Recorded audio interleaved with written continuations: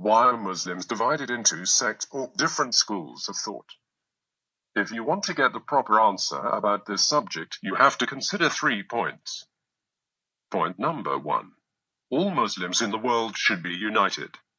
It is true that today Muslims are divided amongst themselves. The real truth is that such divisions are not endorsed by Islam at all. Islam believes in protecting unity amongst its followers. The Holy Quran says at chapter 3, verse number 103, that, "And hold firmly to the rope of God altogether, and do not become divided, and remember the favor of God upon you, when you were enemies, and he brought your hearts together, and you became by his favor brothers. And you were on the edge of a pit of the fire, and he saved you from it." Thus does God make clear to you his verses that you may be guided, which is the rope of God that is being referred to in above verse of the glorious Holy Quran. The glorious Holy Quran is the rope of God which all Muslims should hold fast together. There is a huge emphasis in this verse. Besides saying, "Do not become divided," as well as it also says, "Hold firmly to the rope of God altogether."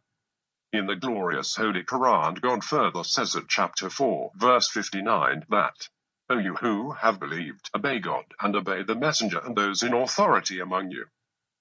All the Muslims should follow the glorious Holy Quran and authentic hadith, or statements and actions of Prophet Muhammad, and be not divided among themselves. Be careful about false hadith. Point number 2. It is also fully forbidden to make sects and divisions in Islam. In the glorious Holy Quran, God says at chapter 6, verse 159, that, "Indeed, those who have divided the religion and become sects, you are not associated with them in anything. Their affair is only left to God. Then he will inform them about what they used to do." In this verse, God says that we should disassociate ourselves from those who divide the religion and break it up into sects. But when we ask a Muslim person, "Who are you?" the common answer is either, "I am a Shia," or "I am a Sunni." Some answer a Maliki, Hanbali, Hanafi, or Shafi.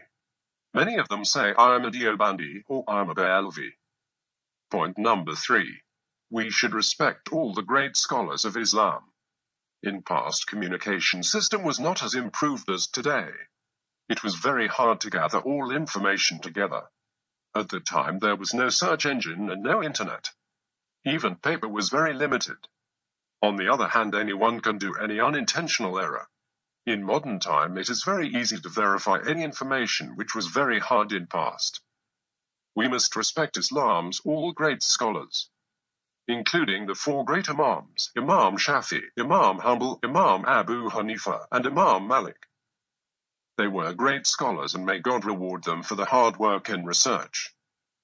One can have no objection if someone agrees with the views and research of Imam Abu Hanifa, or Imam Shafi, etc. But when posed a question, "Who are you?" the reply should only be, "I'm a Muslim." Please subscribe to our channel. Kindly like, share and comment on our videos.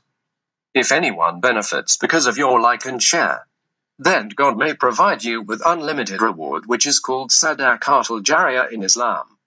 Sadaqatul Jariyah is continuous rewards received for good actions, deeds, and spreading knowledge.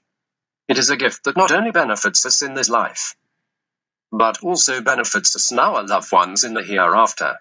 According to the hadith of the Prophet, peace be upon him, narrated by Muslim, when a person dies, all the deeds end except 3. A continuing charity, beneficial knowledge, and a child who prays for them.